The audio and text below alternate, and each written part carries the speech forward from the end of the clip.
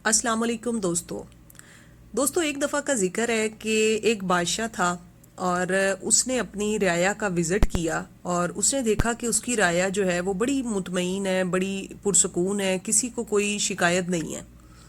लेकिन साथ ही साथ उस बादशाह को बड़ा हैरानी भी हुई कि मेरे बादशाह होने का क्या फ़ायदा जब मेरे पास कोई फरियादी ही ना आए।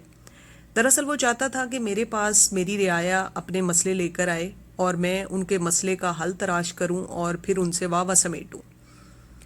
तो वो इसी परेशानी में था कि उसने ये बात अपने वज़ीरों से बताई, उन्हें शेयर की। तो वज़ीरों ने मशवरा दिया कि बादशाह सलामत, आपको तो पता है कि लोग जो है वो शहर जाके कारोबार करते हैं और इसके लिए वो एक पुल पर से गुज़रते हैं। तो आप ऐसा करें, वो पुल क्रॉस करने के लिए उसके ऊपर टैक्स लगा दें। तो ज़ाहिरी बात है अवाम परेशान होगी कि पहले टैक्स नहीं था, अब टैक्स लग गया, तो वो आपके पास फरियाद लेकर आएंगे। तो बादशाह सलामत ने ऐसे ही किया। उस पुल को क्रॉस करने के लिए टैक्स फाइनल कर दिया कि जी इसके ऊपर 5 पैसे टैक्स लगेगा। वक्त गुजरता रहा, कोई भी बादशाह के पास शिकायत लेकर ना आया। बादशाह ने दोबारा जब विज़िट किया अपनी रियाया का और उसने देखा कि लोग बड़े आराम से टैक्स दे रहे हैं, 5 पैसे टैक्स दिया और पुल क्रॉस करके दूसरी साइड पर जाके अपने काम कर रहे हैं। वो फिर बहुत परेशान हुआ कि मेरे पास तो कोई भी नहीं आया फरियाद लेकर। फिर उसके जो वज़ीर थे उन्होंने दोबारा मशवरा दिया कि बादशाह सलामत, आप ऐसा करें कि अब आप 10 पैसे टैक्स कर दें, यानी टैक्स बढ़ा दें। फिर सारी बात है कि लोग अब इस चीज़ का नोटिस लेंगे और वो आपके पास फरियाद लेकर आएंगे। खैर बादशाह सलामत ने जो है वो टैक्स बढ़ा दिया, 5 पैसे से वो 10 पैसे कर दिया गया।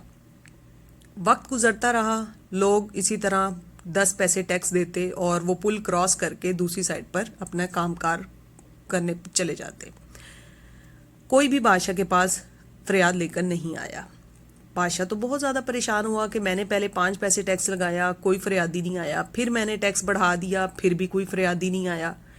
तो इस दफ़ा उसके मुशीरों ने मशवरा दिया कि बादशाह सलामत, आप ऐसा करें कि 10 पैसे जो टैक्स है वो भी बरकरार रखें और साथ में आप एक और नया कानून बना दें कि जो भी ये पुल क्रॉस करेगा उसको साथ एक छितर भी खाना पड़ेगा। तो बादशाह ने ऐसे ही किया। बादशाह ने एक बंदा वहाँ पे बिठा दिया जो कि लोगों के सर में छितर भी मारता और उनसे 10 पैसे टैक्स भी लेता। लोग बड़े आराम से आते रहे, गुजरते रहे और छितर भी खाते रहे और वो दूसरी साइड पर जाके पुल क्रॉस करके अपने काम काज पर चले जाते। काफ़ी अरसा गुजर गया, कोई शिकायत लेकर नहीं आया। लेकिन एक दफ़ा इस तरह हुआ कि कुछ लोग इकट्ठे होकर बादशाह सलामत के पास पहुंचे। अब उस दिन बादशाह सलामत बड़े खुश थे कि मेरा जो मकसद था वो पूरा हो गया कि मेरे पास मेरी फरियादी आने शुरू हो गए। अब फरियादी आए, उन्होंने आके बादशाह सलामत से अर्ज़ की कि बादशाह सलामत, देखें आपका जो है निज़ाम अब तक बहुत अच्छा चल रहा था माशाल्लाह। आपने पहले उसके बाद जी 5 पैसे टैक्स बढ़ाया, हमने टैक्स भी देते रहे 5 पैसे, फिर आपने वो टैक्स बढ़ा के 10 पैसे कर दिया, फिर हम वो 10 पैसे भी टैक्स देते रहे।